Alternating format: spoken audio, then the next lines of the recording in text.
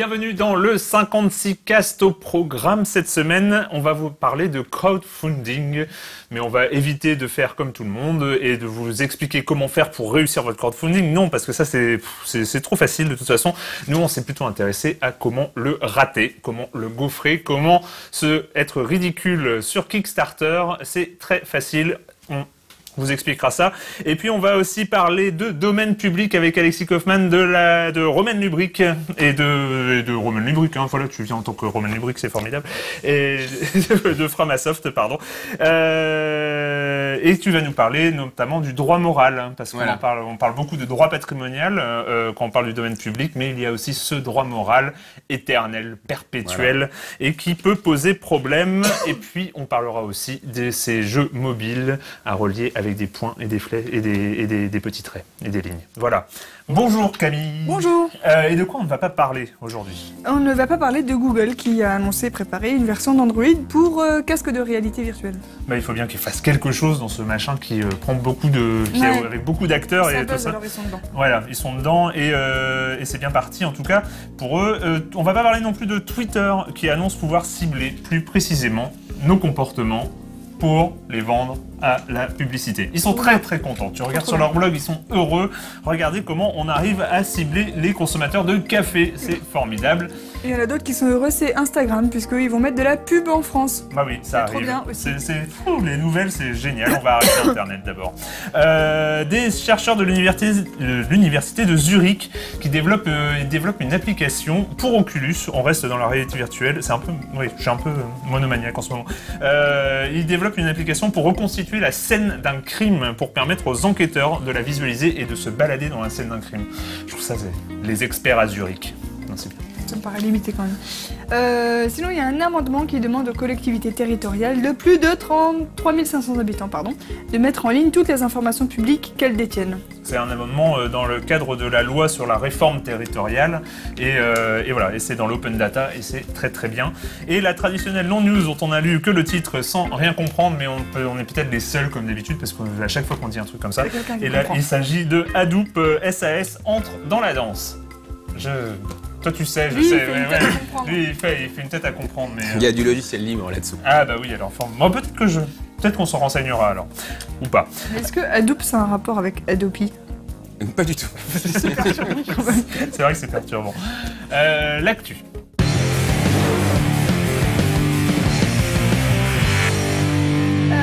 Alors oui, comment on fait pour être super doué sur Kickstarter? Eh ben non, en fait, ça a déjà été fait. Il y a un mec qui a voulu faire un guide de comment réussir son Kickstarter.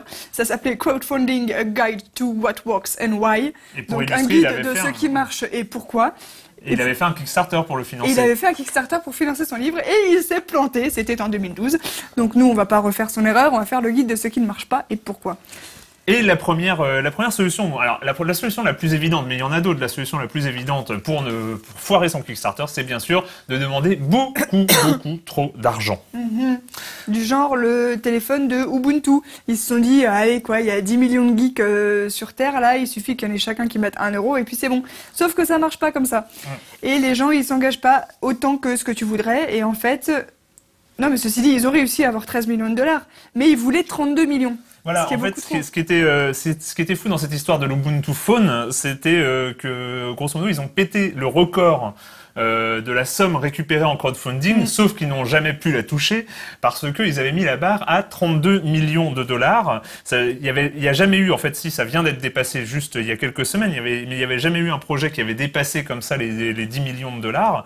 Eux, ils étaient arrivés à 13, mais ils ont jamais touché. C'était chez Indiegogo. Ils ont jamais touché parce qu'ils avaient mis 32 millions. Grosso modo, en fait, ça restait une excuse. C'était une opération marketing de la part de Canonical et d'Ubuntu. Grosso modo, ils voulaient pas trop se lancer là-dedans parce que se lancer dans la téléphonie mobile, c'est un gros truc. Donc ils avaient mis une barre comme ça quasiment inatteignable en se disant si on l'atteint par miracle, bon, on réfléchira peut-être à se lancer sérieusement. Mais petite insiste, c'est qu'ils vont proposer des téléphones sous Ubuntu en mai prochain. Oui, mais sous Ubuntu, un OS mobile. Ils vont pas le fabriquer, lui-même. Donc ça, c'est la première étape pour rater son crowdfunding, c'est la plus commune. La deuxième étape, c'est d'avoir avoir un sex appeal à la rue. C'est comme ça qu'on a qu'on a résumé l'affaire. En fait, c'est l'histoire triste de l'actrice Melissa Joan Hart. Oh. Vous la connaissez parce que c'était Sabrina l'apprentie sorcière. Et oui. Et en fait, elle voulait C'était il y a faire, longtemps. ouais, elle voulait réaliser une comédie romantique.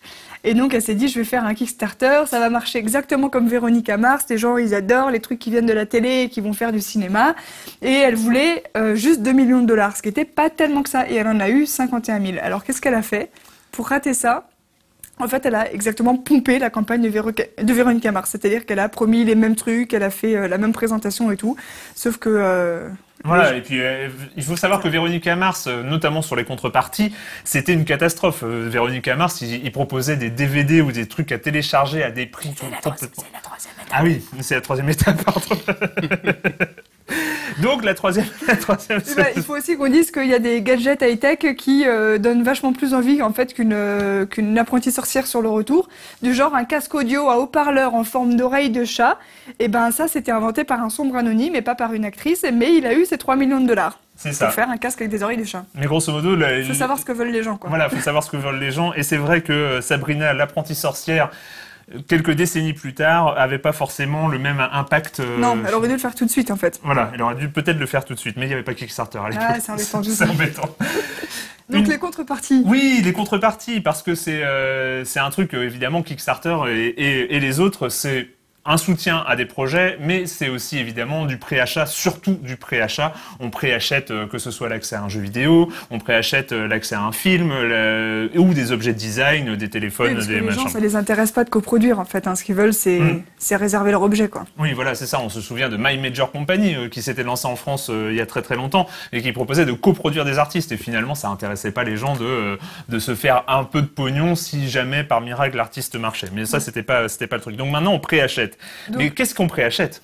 Et ben, qu'est-ce qu'on préachète? Et ben, si on préachète des choses trop chères, ça risque pas de marcher. Par exemple, pour Véronica Mars, bon, les fanboys étaient tellement à fond qu'ils ont accepté de payer trop cher des objets. Mais quand c'est Sabrina l'apprentie sorcière qui fait la même chose, du coup, ça marche plus. Parce qu'elle proposait, par exemple, un t-shirt pour 25 $. Le PDF du scénario du film pour 10 $. Un PDF, quoi. Ou alors, la version numérique du film à télécharger pour 35 $. Sachant que moi, à 20 $, je t'achète un Blu-ray neuf. Donc, c'était juste disproportionné. Par contre, ce qui marche dans les contreparties, c'est des trucs un petit peu rares, un petit peu précieux, du genre un déjeuner avec l'auteur ou une visite des studios du tournage, choisir le nom d'un personnage dans une fiction, des trucs comme ça. Et d'une manière générale, ce qui marche aussi, c'est de proposer des objets à un coût inférieur au moment Oui. au moment où ça va sortir. Enfin, du moment où ça va sortir. Donc, c'est vrai que Véronica voilà. Mars, c'était une arnaque absolue. Enfin, parce que la version numérique de à 35 $, c'est ce qu'ils ont proposé. Mais il y avait une telle fanbase de gens accros que ils voulaient absolument. Donc on paye 35 $ pour une simple version numérique. Mais c'est vrai qu'avec Mais il l'apprenti faut pas sorcière... faire pareil. Non, faut pas faire pareil. Faut pas faire pareil. Quatrième étape, se faire virer de la plateforme, en fait. Ouais, ça, Se c'est faire bien. virer de Kickstarter, c'est vachement bien. Je pense que Par c'est la exemple- solution la plus efficace, en fait, c'est pour pas réussir. Il y avait un petit truc qui s'appelait iFind, c'était un location tag, donc un bidule qu'on accroche à ses clés ou à son portefeuille et qui permet de le géolocaliser En par Bluetooth. Ouais.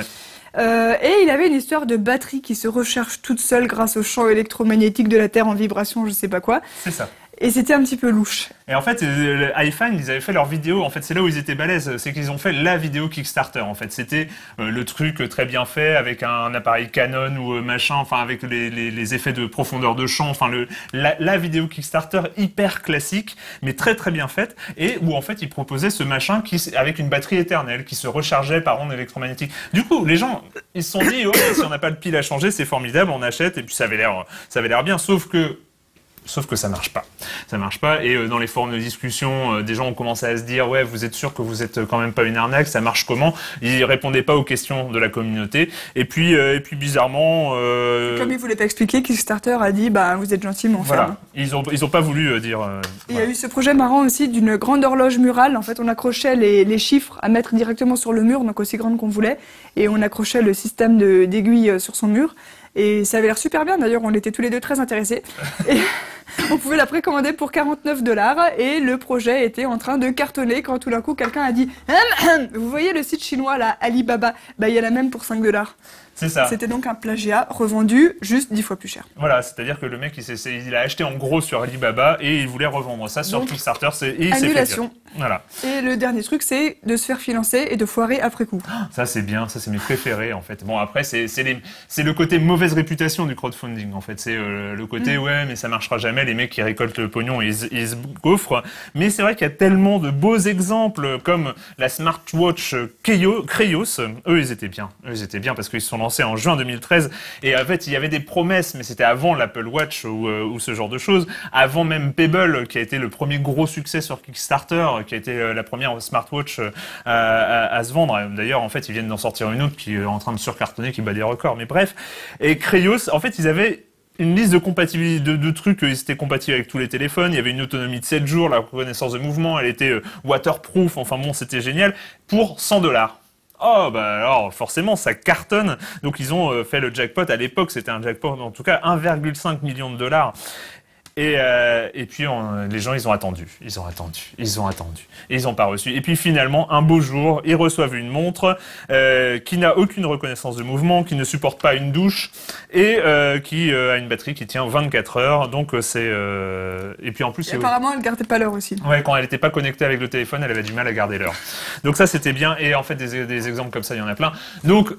Je peux rajouter un dernier facteur, c'est de ne pas avoir une richissime vieille tante quelque part qui est prête à combler les 90% qui restent le dernier jour, parce que moi j'ai vu ça sur les crowdfunding, et là si vous n'avez pas quelqu'un qui tout d'un coup il reste je sais pas combien, une millier de dollars à la fin des 2-3 derniers jours, et hop, vous leur demandez, appeler tout le monde, allez s'il te plaît, pas la limite, je te rembourserai, j'ai vu ça, hein. Ouais. Et bah là ça foire aussi. Mais enfin moi je suis mal placé pour en parler parce que j'ai réussi mes 2 crowdfunding, je suis vraiment désolé. Avec Framasoft pour Framapad et avec le festival Domaine Public. Ah, le festival Domaine Public, oui, ça a réussi, mais c'est formidable. Tu nous raconteras ça tout à l'heure. Et en fait, j'avais une autre solution, mais bon, c'était La marmotte. La marmotte. La marmotte, donc on en parlera peut-être une autre fois. La virgule, what the fuck.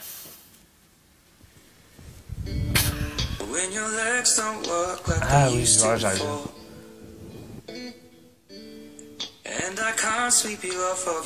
Ça marche toujours, hein, ces conneries.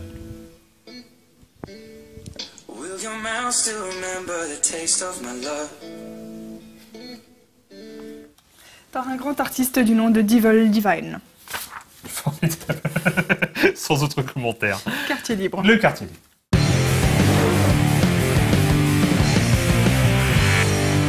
Bonjour. Bonjour. Bonjour Alexis. Domaine public. Domaine public. Alors l'actu du mois pour le domaine public, mais qui devrait nous tenir en haleine à mon avis au moins jusqu'en mai pour le vote, c'est le rapport de l'eurodéputée Julia Reda. Dont nous avons parlé la semaine dernière. Voilà le rapport qui vise à harmoniser en fait le droit d'auteur au niveau européen. Alors vous en avez brillamment parlé la semaine dernière avec la présence de la journaliste de la Quadrature qui soutient le rapport. Moi je voudrais juste insister sur quelques propositions qui concernent directement, qui impactent directement le domaine public.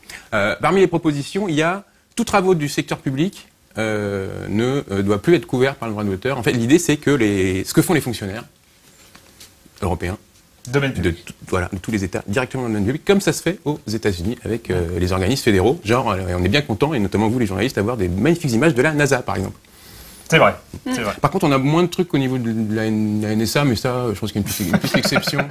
Peut-être une exception. D'ailleurs, je profite pour dire qu'il y a un bon film sur Edward Snowden qui passe en ce moment sur les écrans, Citizen 4. Mais c'est très intéressant l'histoire de l'espace, parce que donc la NASA effectivement met toutes ces images dans le domaine public. Et on a de temps en temps en ce moment des images de l'ESA qui sont en licence Creative Commons, mais ils avaient déjà expliqué dans un long post de blog pourquoi eux ils le faisaient pas. C'est parce qu'en fait c'est trop la galère. À chaque fois ils ont des instruments dont les petites parties sont faites par différents pays, et ils disent pour savoir qui a fait la photo et qui donc devrait accepter de donner sa photo dans le domaine public, on sait même pas quoi. Il y a un composant qui est fait en Slovénie et l'autre qui est fait en France. Enfin c'est... Raison de plus pour tenter d'harmoniser, tout ça. Autre proposition, une fois que l'œuvre est dans le domaine public, ne pas l'entraver par des obstacles soit technique soit contractuelle. Alors, les obstacles techniques, c'est typiquement les DRM. Si une œuvre est dans le domaine public. Alors, les DRM, c'est déjà choquant quand l'œuvre n'est pas dans le domaine public, c'est déjà un problème. Mais alors, quand l'œuvre est dans le domaine public, c'est extrêmement choquant. Contractuel, eh ben, c'est par exemple un photographe de musée qui va on rajoute une couche de droit, qui rajoute son droit d'auteur alors qu'il fait une reproduction fidèle d'une peinture. C'est la BNF avec Gallica qui interdit l'exploitation commerciale des textes numérisés. Donc, c'est lutter contre le copy-fraude. Oui. Autre proposition super intéressante, c'est la possibilité, enfin, faciliter la mise volontaire dans le domaine public. Parce qu'en fait, légalement, on peut pas aujourd'hui. On peut pas dire, voilà, mon œuvre, là, je veux la laisser tout de suite, maintenant, dans le domaine public. C'est extrêmement compliqué, au niveau législatif. Ça revient à cette définition positive du domaine public. Exactement. Et d'où, justement, le premier extrait, c'est Julia Reda au Parlement européen récemment. And one proposal that is also quite prominent in Mrs. Adinolfi's opinion is that we are only thinking about the public domain as a negative definition so far. So we have a clear legal definition of copyright, and then the public domain is kind of a fuzzy concept of everything that is not covered by these exclusive rights. Elle explique donc qu'on a une vision négative du public. Voilà.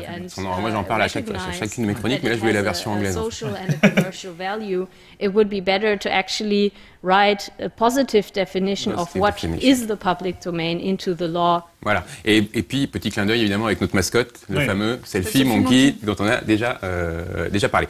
Enfin, dernière mesure, dernière proposition, en fait, qui est la plus importante, en fait, c'est l'harmonisation de la durée du droit d'auteur à tous les pays européens. À 50 ans. Voilà, elle propose de revenir, je pense qu'on avait peut-être parlé la semaine dernière, revenir à la proposition minimale de la Convention de Berne, 50 ans pour tous les pays. Ce serait génial, ça veut dire qu'on saurait, on n'aurait plus ces problèmes avec le Petit Prince qui est entré dans le domaine public belge, suisse, le 1er janvier, mais pas en France, parce que dans sa patrie d'origine, pourtant... Mort pour la France et compagnie. Le rapport parle d'une complexité effarante, il y a écrit effarante, et effectivement, c'est d'une complexité tout à fait... Ouais, t'es bien placé pour le savoir. Ouais, mais ce serait vraiment génial d'arriver avec la clarté, et 50 ans, d'arrêter aussi l'inflation, voilà, aujourd'hui on est à 70, et on sait qu'il y en a certains, notamment ceux qui contestent et critiquent le rapport, qui voudraient rallonger jusqu'à perpétuité. Bah, bien sûr. D'où la deuxième petite vidéo avec un exemple de ce que ça donnerait. Droit d'auteur, on a fait 5 ans, on a fait 30 ans, 50 ans, 70 ans, 100 ans dans certains pays.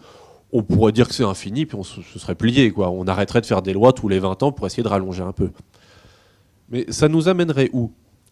En fait, les premiers pénalisés, ce seraient les créateurs du futur. Essayez d'imaginer aujourd'hui un cow-boy. Là, dans votre tête, je vous dis cow-boy, vous voyez quoi ? Vous voyez peut-être John Wayne, vous voyez peut-être Lucky Luke, vous voyez peut-être d'autres cow-boys, mais qui sont dans notre imaginaire collectif parce qu'on a vu des livres, des dessins, plein de choses. Il y en a qui ont vu Toy Story, Woody. Bon, on a tous un cow-boy en tête. Imaginez l'avenir où chaque créateur qui veut revisiter le genre western ou créer un nouveau cow-boy devrait prêter une grande attention à ce que son cow-boy ne ressemble à aucun des précédents. Hein ? C'est impossible. On aboutirait à une situation de blocage où on serait obligé d'inventer un cow-boy qui ressemble à tout sauf à un cow-boy pour être sûr qu'il ne ressemble pas à un des cow-boys d'avant. Mais pour le suivant, ce sera encore pire, puisqu'il y aura ce cow-boy-là qu'il ne faudra pas imiter non plus. Voilà la direction où on va avec l'allongement des droits d'auteur. Voilà, c'était un exemple que je trouve assez signifiant et ça me facilite la transition. C'était Frédéric Toutain qui est l'attaché parlementaire d'Isabelle Attard, qu'on a peut-être connu. Et c'était pour changer, puisque je mets souvent en vidéo Isabelle Attard dans ma chronique. Donc là, c'est les hommes de l'ombre, son attaché parlementaire. De la team Isabelle Attard. Exactement, très actif sur Twitter. Et c'était l'événement, cette conférence a eu lieu lors du premier festival du domaine public en janvier dernier. D'accord. Il y a eu un festival du domaine public. Ouais. C'est vrai, ça. Voilà. C'est vachement bien comme idée. Vidéo, Serge. Donc je voulais juste, c'est un petit diaporama C'est vous. Oui. Enfin, il est long. Donc, le festival, tout est lié. Si jamais on veut que ces mesures, ces propositions de Julia Reda passent, elles sont vraiment positives, elles sont pleines de bon sens, elles sont audacieuses. Si on veut que ça passe, il faut que les élus sentent que derrière, la population, elle est concernée, elle est investie, elle a envie de défendre cette question du domaine public, et surtout, elle s'empare des hommes du domaine public pour créer du nouveau. Et voilà. Et donc, du coup, d'où l'intérêt. Et l'un des objectifs de ce festival, dont je rappelle, c'était un projet un peu fou. On a décidé ça l'été dernier. On s'est dit, allez, voilà, sur 15 jours, on va faire une trentaine d'événements.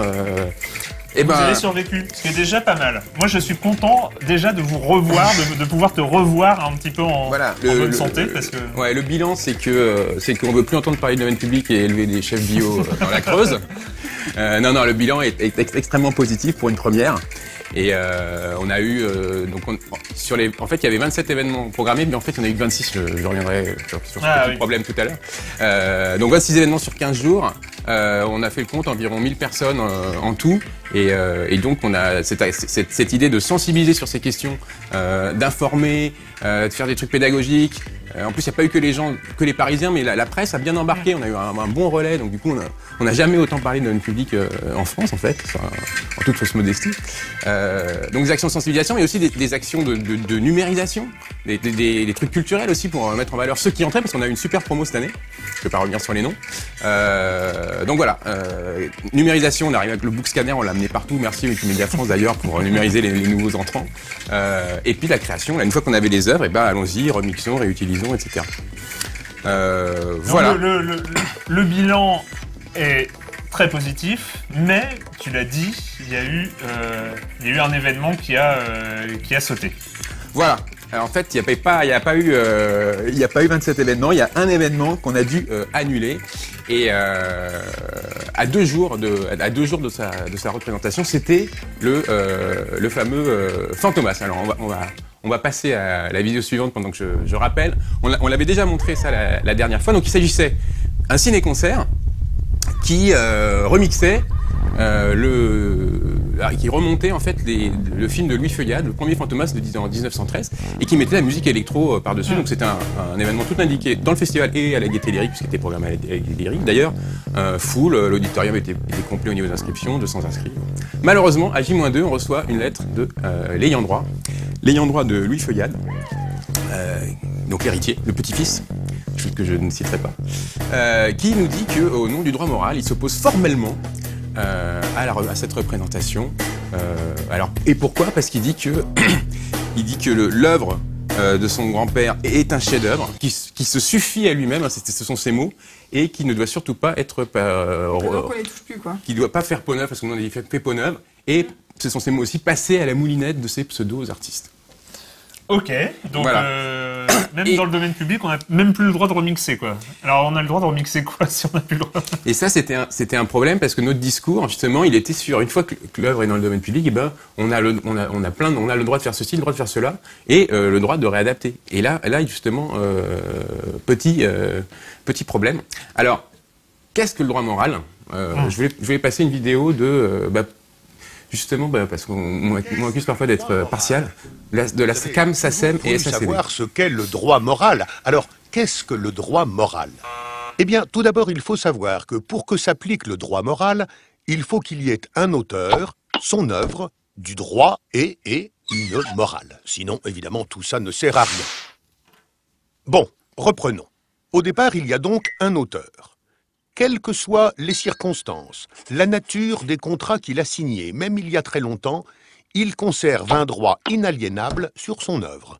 Inaliénable, ça veut dire justement un droit qui n'appartient qu'à lui et pour toujours.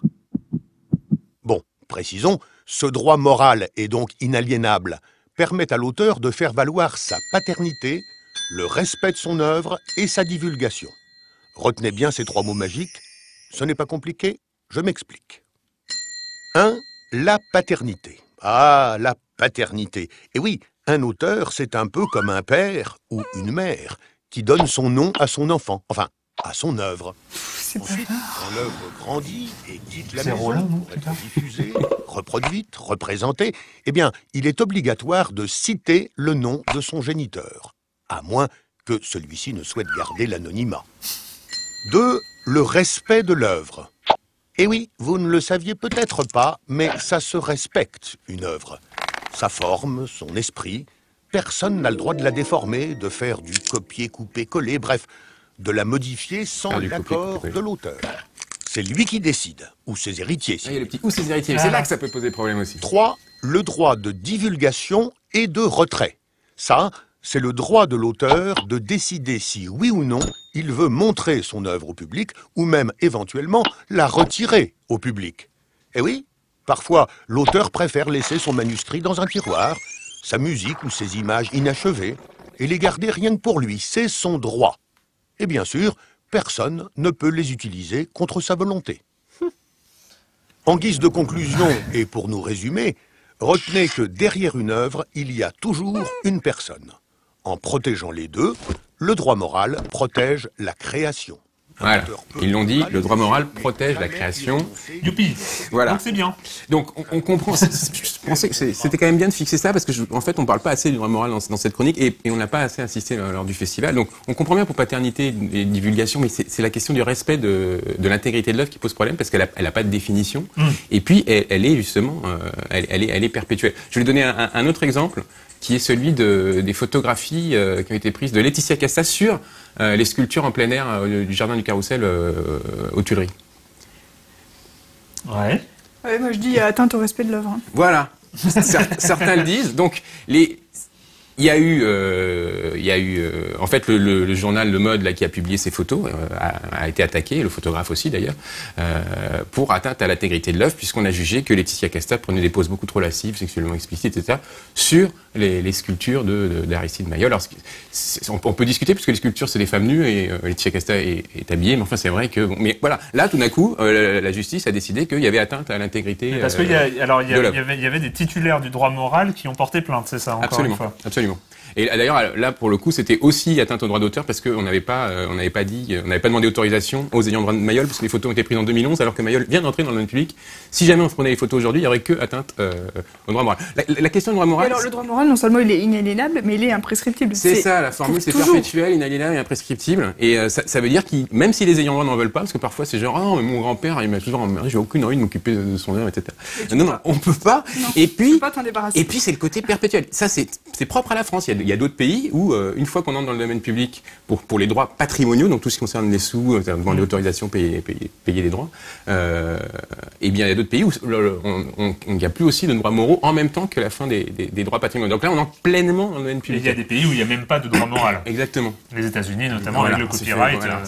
Voilà, copyright, là, c'est vraiment les rights du droit de copie, et là, c'est directement c'est plus matériel, quoi. Ouais. Et voilà. Et ce qui fait qu'avec le droit moral, les ayants droit ont vraiment une capacité de nuisance, voire de blocage, comme on l'a vu pour Fantomas. Alors, imaginons que on ait regardé traces, par exemple, des ayants droit de Léonard de Vinci.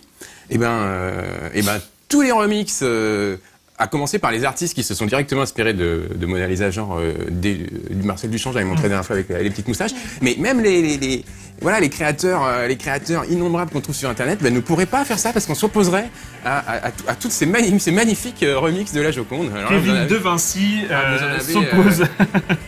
Voilà, je voulais terminer la chronique sur ça, pour montrer qu'en fait, si jamais on respectait à la lettre le droit moral et que les ayants droit étaient vraiment sourcilleux, on pourrait pas faire ça et c'est un véritable problème. Et déjà, de base, s'il y avait ce droit moral perpétuel, encore une fois, nous on se bat, enfin tu te bats pour par exemple le droit de remix, mashup, etc. Et aujourd'hui, la remix et le mashup ne peut se faire qu'avec le domaine public, vu qu'on n'a pas les droits sur les autres. Et même ça, on n'a pas le droit du coup. Enfin, on n'a plus le droit de faire de remix ni de mashup. Non, puis d'abord, tu vas le montrer à l'héritier en demandant est-ce que tu trouves que ça respecte, est-ce que tu es d'accord, est-ce que tu aimes bien, est-ce que tu aimes bien ou tu aimes pas. Parce que là, en l'occurrence, il disait j'ai regardé la bande-annonce, j'aime pas quoi. C'est un vrai problème pour la culture en général parce qu'aujourd'hui la création, elle est une des caractéristiques, c'est qu'elle est multi-auteur et qu'elle est faite de plein de remixes justement parce que permis par les nouvelles technologies. Donc attention au droit moral et on aimerait que la loi soit modifiée pour ce qui le concerne aussi. Nouveau cheval de bataille. Droit moral. L'année prochaine, Festival du domaine public, spécial droit moral. Ouais, je pense qu'il y aura une journée spécialement consacrée à ça. Eh oui. Et oh là là. Sur le potager du web. Il y en aura la semaine prochaine. On va le décaler, je crois. On va le décaler la semaine prochaine. Et en tout cas, oui, c'était très intéressant et ça valait le décalage du potager du web à la semaine prochaine. C'est donc fini pour cette semaine et on va finir comme chaque semaine sur des poils.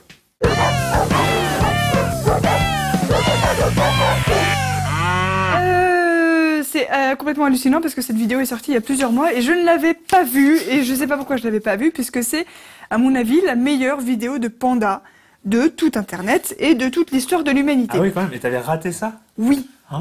Je ne Et ton comprends radar pas. à panda Et fonctionnait mon pas, radar à panda, manifestement, était en panne. Oh, C'est merde. scandaleux, personne ne m'a prévenu. Ça se passe à Chengdu, en Chine, et c'est l'heure des soins où on allait donner des médicaments aux pandas. Ils veulent pas.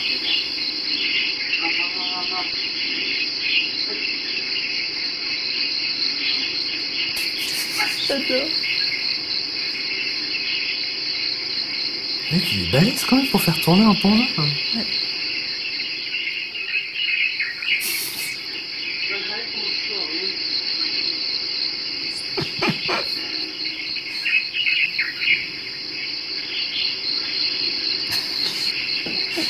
Ça dure longtemps. Ça dure longtemps. J'essaie de... Des câlins, pas des soins.